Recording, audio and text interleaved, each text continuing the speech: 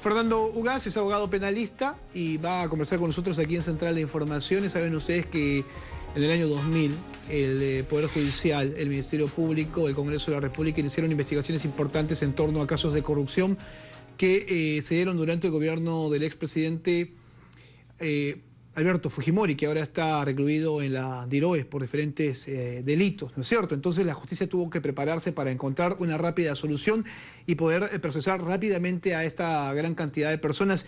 Este fue un megaproceso en realidad por el número de personas que estaban vinculadas con diferentes delitos, muchos de ellos asociados a lavado de activos y usos de los fondos públicos. Así que el doctor Fernando Ugaz está con nosotros y vamos a empezar con la siguiente pregunta. ¿Cómo está, doctor? Muy buenos días. Un gusto saludarte. Bueno, la justicia siempre tiene diferentes retos, ¿no es cierto? En este caso toca el caso Odebrecht. Ya ha sido en su momento tocado el caso de la corrupción durante el gobierno fujimorista, ¿no es cierto? Ahora tenemos este caso que es de carácter nacional e internacional también por la empresa que en efecto vino aquí a desarrollar una serie de actividades y al final terminó cometiendo este delito de soborno, ¿no es cierto? ¿Está nuestro país preparado en todo caso para combatir el crimen organizado? Porque al final se trata de esto justamente. Bueno, en realidad yo sí creo que el país está capacitado y nuestros fiscales y nuestros jueces están capacitados para poder atender este tipo de delitos de criminalidad organizada. Si bien es cierto, este tema de Odebrecht, digamos, no es como el perfil que se tenía en la corrupción de Vladimiro Montesinos Torres. Era una corrupción, la de Vladimiro Montesinos Torres, diferentes delitos, ¿no? mucho más nacional, exacto, correcto, digámoslo así, ministerial. Ajá. Y muy centralizada principalmente para el tema de gobernanza, corrupción para el tema de gobernanza, digamos, nacional. Congresistas, ministros y una serie de personas estuvieron presas. Pero sin embargo acá en el tema de Odebrecht estamos hablando de una criminalidad, digamos, internacional, llamémosle una criminalidad globalizada, ¿cierto? Ese es el nivel superlativo que se le da al hecho en sí, ¿no? Es una criminalidad organizada internacional, de tal manera que, si bien es cierto, esto se originó en Brasil, pero sin embargo la empresa Odebrecht, que se encuentra tanto en África, generó una serie de banca suiza, y también pasó por una serie de desvíos de dinero, entrega de dinero por Estados Unidos y por toda Latinoamérica, teniendo como centro principal el Perú, cuya oficina gerenciaba, de alguna manera ordenaba, para que a través de esta oficina de operaciones estructuradas se pudiera dar los sobornos a nivel de toda Latinoamérica. Estamos hablando de Argentina, Chile, Bolivia, Panamá, Costa Rica, etcétera, de tal manera que yo vuelvo al inicio, sí estamos preparados porque justo las normas, el nuevo Código Procesal Penal y la experiencia del sistema de Vladimiro Montesinos, la red orellana, la de los gobiernos regionales, ha permitido que nuestros fiscales tengan un nivel de experticia tal que si los dejamos trabajar, yo creo que van a llegar a buen puerto. Ese es el kit del asunto, el hecho de dejarlos trabajar, porque hay quienes insisten que en todo caso que se tienen que tomar medidas limitativas contra los involucrados lo más rápido posible, cuando lo que tiene que hacer el Ministerio Público es tomarse cierto tiempo para poder analizar las pruebas que hay a fin de presentar una serie de acciones contra estas personas, ¿no es cierto? Hay dos cosas ahí frente a lo que usted está diciendo. Lo primero es que la regla es que primero se debe investigar para luego recién detener. Así es. Y llevar a prisión a las personas.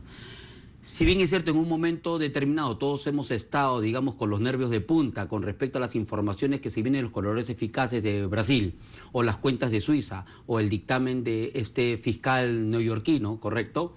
Pero creo que la mesura y la cadencia de la propia investigación está permitiendo que, producto de los allanamientos a los inmuebles, producto de las cuentas, los informes de las transferencias bancarias, producto de las incautaciones y producto de las propias detenciones y de las colaboraciones eficaces, hayamos tenido, correcto, un nivel de información mucho más gruesa a esta altura y que puede hacer, digamos, de manera mucho más sostenible los requerimientos de prisión. Yo sí creo que la Fiscalía se tomó el tiempo adecuado, correcto, para que su investigación sea lo más limpia posible. Esto para evitar, por ejemplo, acciones de defensa que lleven a presentar habeas corpus, aduciendo de que la investigación o el pedido no estaba bien sustentado. Bueno, ¿Qué es lo que naturalmente se hace? Lo cierto y lo concreto que el sistema ya ha madurado de tal manera que la tolerancia en relación y el respeto que debe existir por parte del derecho a la defensa de todos los imputados, ¿correcto?, es parte esencial del debido proceso.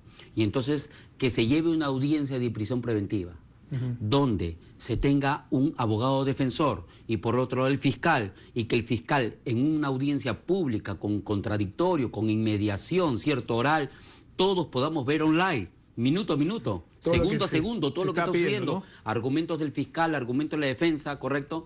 Esto nos lleva a un nivel de litigio de un estándar muy alto, por lo cual yo considero que nuestros fiscales sí están preparados para atender ese tipo de medidas. El público, pues, ciertamente no tiene la especialización relacionada para este tipo de casos. Me refiero al hecho de conocer un poco la argumentación legal, motivo por el cual hay que ser bastante interactivos en ese aspecto, pero sobre todo facilistas al momento de hablar.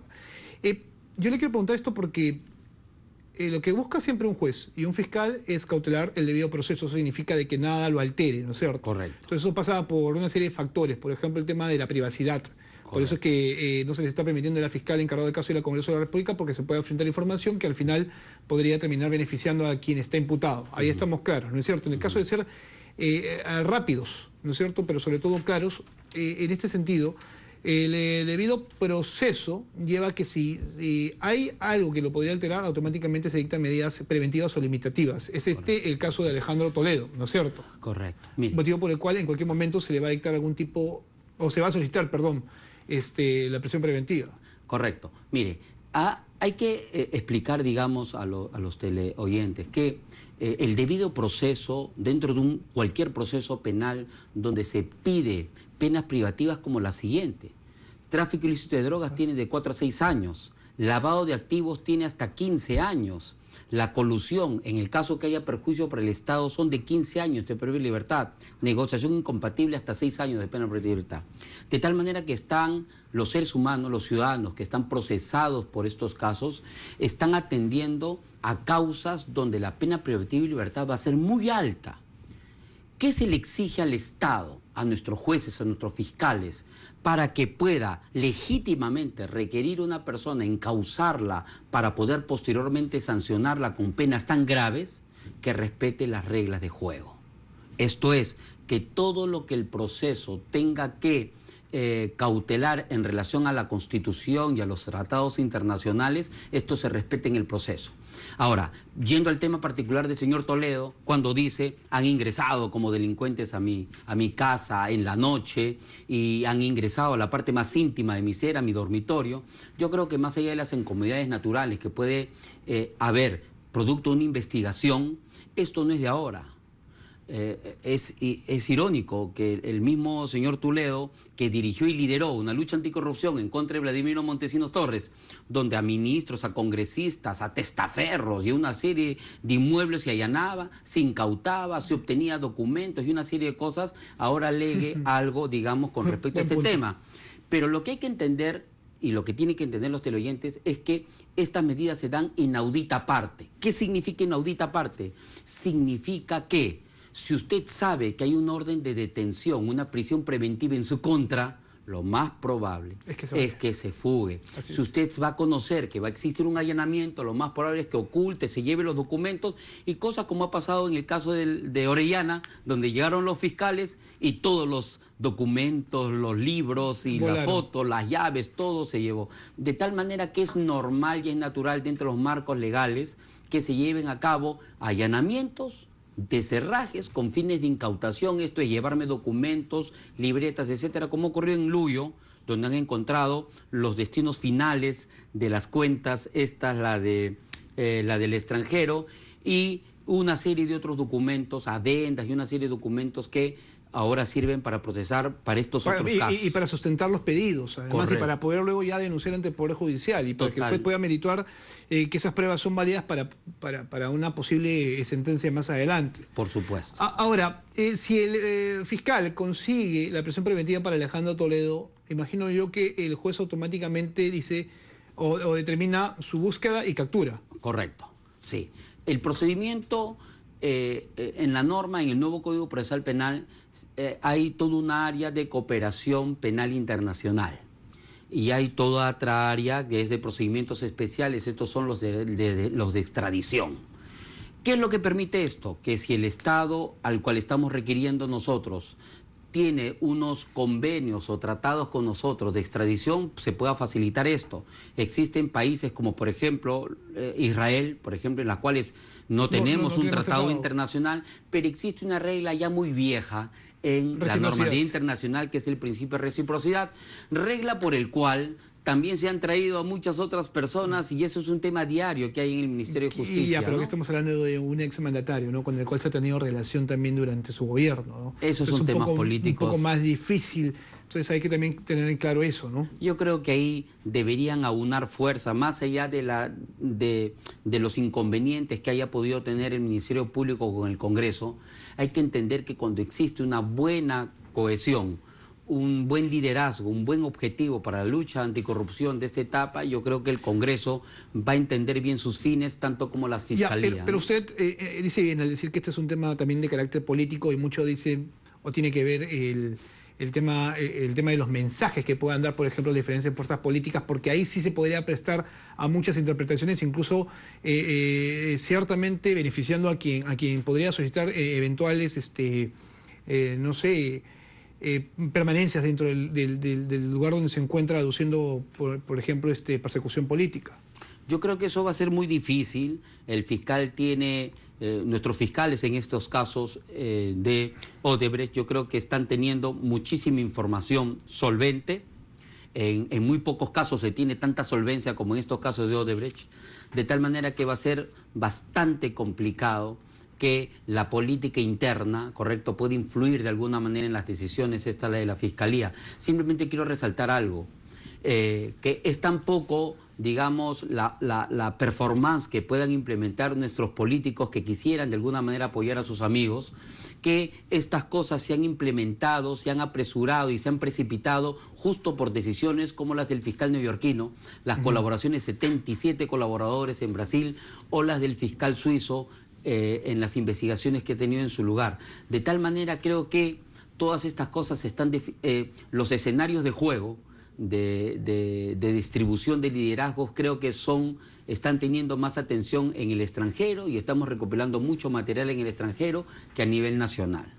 Bueno, va a determinar en todo caso, o va a, en efecto, depender mucho de la coordinación que tengan las diferentes fuerzas políticas, pero también los diferentes poderes del Estado, ¿no? Sobre todo el judicial, en el cual va a tener que establecer un mecanismo de organización, de coordinación. Sabemos que el fiscal trabaja por su lado la investigación, el Poder Judicial en efecto trabaja en conjunto con el Ministerio Público, y otra cosa es la Procuraduría, que ya se está conformando para poder hacer frente a estos casos a nombre del Estado peruano. Ahí en todo caso va a ser un factor importante el tiempo, porque si esto se dilata, es poco probable que se llegue a la verdad en realidad. Bueno, yo siento que existe todo un trabajo, una sinergia entre la Fiscalía, ¿cierto? Yo también pienso en ese aspecto, pero eso beneficiado por lo que se dice fuera de. Sí, ¿no? Totalmente. Por cómo se investiga fuera del país. Ahora, ¿qué nos compete a nosotros como ciudadanos, y qué es lo que compete a la prensa? Pienso yo, no soy especialista, no soy político, mi especialidad es penal, pero ¿qué es lo que nos compete, digamos, a los otros marcos de referencia que estamos viendo y estamos expectando esta situación? Nos importa a nosotros que se recobren los temas de institucionalidad. Haciendo memoria, el tema de Fujimori fue la persecución penal, digamos, y lograr los resultados de altos estándares de justicia que tuvo en el gobierno de la lucha anticorrupción de Fujimori, fueron principalmente porque se respetó la institucionalidad. Recuerdo... Y porque se formó todo un sistema abocado, la Comisión Weissmann. No solamente la Comisión Weissmann, el Ministerio Público y el Poder Judicial empezaron a trabajar en conjunto y en espejo. Fiscalías anticorrupción, juzgados anticorrupción, procuradurías anticorrupción, y así es como se pudieron, en efecto, sancionar a una serie de funcionarios públicos. A eso quiero llegar. Quiero llegar que... Recuerdo muy claramente cómo los ex procuradores, Ronald Gamarra, César Azabache, Vargas Valdivia, y las comisiones como esta, el Weissmann, y el Poder Judicial con la Corte, con la doctora Inés Villabonía, existía una gran sincronía para el tema de la lucha anticorrupción. Yo creo que hay que rescatar esa experiencia para que acá, en esta etapa de la lucha anticorrupción del tema de Odebrecht, ¿correcto?, se pueda también perfilar de esa perspectiva. Y para terminar, ¿por qué quiero decir esto? Porque hemos escuchado ahora que se quiere deslegitimar las funciones de investigación del Congreso, cuando debería ser lo contrario, ¿cierto? No sé, yo no estoy muy de acuerdo en ese aspecto, porque finalmente en el Congreso de la República todo pasa por ser mediático y ser, efecto, es un espacio de análisis político, pero mire que el mismo cuestionamiento le podemos hacer a la Fiscalía. No es determinante, no son vinculantes dentro del proceso. Mire que el mismo cuestionamiento le podemos hacer a la Fiscalía. La Fiscalía ha tenido mucho tiempo pero la Fiscalía investigando el gasoducto del sur. El autor de la acción penal, pues Sí, pero discúlpeme. Aquí, por ejemplo, en este caso de Nadine, simplemente para cerrar la idea, en este caso de Nadine y la denuncia que está habiendo con respecto al gasoducto del sur, quienes van a tener opinión en última instancia es la Fiscalía de la Nación con respecto a los 6 ministros, Luis Castilla, Bongese y otros ministros. La importancia y los antejuicios y la importancia de del perfilar de la investigación del Congreso sirvió antes y sirve ahora, de tal manera que yo considero que debe existir una armonía en el trabajo de todas estas instituciones, más aún cuando, por ejemplo, en este caso de Nadine Heredia, una de las personas que aparentemente está siendo investigado es el señor Jorge Donoso Ordóñez. ¿Quién es el señor Jorge Donoso Ordóñez? Eran miembros de los operarios del tema del gasoducto del sur, y el señor Jorge Donoso Ordóñez ha sido uno de los abogados principales del estudio Gas Sánchez Moreno. Entonces es increíble, por eso es que le digo, acá todos tienen que fiscalizarse. Bien, doctor, muchas gracias. Bueno, lo que viene más adelante será el desfile, en todo caso, de personas citadas por el Ministerio Público a dar su testimonio en estos casos. Bueno, no hay tiempo para más. Esto fue Central de Informaciones conmigo. Antes de irme, tengo este documento, el pronunciamiento de los presidentes de las juntas fiscales superiores de todo el Perú. Los presidentes de las juntas fiscales superiores de todo el país expresamos lo siguiente: nuestro respaldo institucional al señor fiscal de la Nación, Pablo Sánchez Velarde, y a los miembros de la Junta de Fiscales Supremos en su posición de hacer respetar los principios de autonomía, independencia y legalidad del Ministerio Público, así como la reserva de la investigación que sigue el fiscal Hamilton Castro. Destacamos que la Constitución Política del Estado, en el inciso segundo del artículo 139, como en los artículos 158 y 159, se refieren al Ministerio Público como un organismo autónomo. Esa es la autonomía que ellos están buscando se respete. Bueno, no hay tiempo para más. Conmigo hasta aquí vienen los titulares y los dejo en compañía de Tatiana Aleman. Se cuidan, nos vemos hasta nuevo aviso.